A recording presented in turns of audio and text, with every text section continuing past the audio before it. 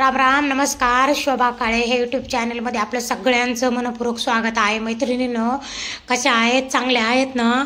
चांगलं राहायला पाहिजे. चला, आज आपल्याला चटणी बनवायची आहे. तर ती चटणी कशाची? खोबऱ्याची चटणी आहे. बघा, मी इथं खोबरं किती छान छान घेतलं. मस्त पांढरं पांढरं शुभ्र खोबरं आहे. आता इथं मी लवंगी मिरची घेतली आहे मस्त, कारण खोबऱ्याची चटणी बनवायची तर थोडी तिखट झाली पाहिजे. इथं जिरे लसूण घेतला. खोबऱ्याच्या चटणीला एवढं साहित्य लागणार आहे मैत्रिणींनो. बघा, हे खोबरं किती पांढरं पांढरं शुभ्र छान मस्त फ्रेश फ्रेश खोबरं आहे. तर बघा, आता हे आपल्याला अशी चटणी बनवायची आहे. अशी चटणीची रेसिपी तुम्ही कधी न बनवलेली, कधी न केलेली असेल तर नक्की आवर्जून बघा मैत्रिणींनो, तुम्हाला खूप आवडेल ही चटणी. आता इथं खोबरं किसून घेतलं मी. खोबरं किसून झालं आपलं. आता इथं आपल्याला काय करायचं, मिक्सरमध्ये ना आपल्याला मिरची आणि जिरे आधी काढून घ्यायचे. एक घरका मारून घ्यायचा छान मस्त त्या मिरचीचा.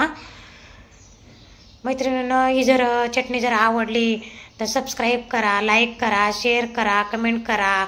आपण कुठं प्रवासाला चाललो, यात्रेला चाललो किंवा आपल्याला घरात आता चटण्या खाऊशी झाल्या तर अशी चटणी करून घ्यायची. झालं आपलं ते आधी एक घरका मारून घेतला होता. आता त्याच्यात नंतर मी लसूण टाकला आणि आता आपल्याला थोडंसं त्याच्यात आडं मीठ करायचं आहे. परत एक घरका मारायचं आहे.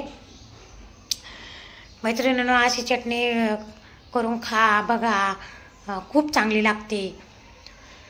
झाला आता आपला इथं घरका. बघा, छान मस्त अशी वलसर वलसर चटणी झाली आहे ती लसूण टाकल्यामुळं. आणि लवंगी मिरची आहे. आम्हाला थोडं तिखट जास्त लागतं, तुमच्याप्रमाणे तुम्ही टाकून घ्या मिरची. आता हे आपल्याला सगळं मिक्स करायचं, एकजीव करायचं आणि परत एक घरका मारून घ्यायचा. काही अवघड नाही आहे. खोबऱ्याची चटणी साधी सोपी पण खायला इतकी छान. आणि मैत्रिणी, इतका छान वास सुटला होता. मी जेव्हा मिक्सरमधून काढत होते ना, खूप मस्त सुगंधी वास येत होता. तर अशी चटणी तुम्ही नक्की करून बघा, तुम्हाला आवडेलच नक्की. खूप छान, म्हणजे इतका वास येत होता कारण जिरे लसूण आणि मिरची होती ना, त्याच्यामुळे खूप बघा कलर पण किती छान आला मस्त. अशी चटणी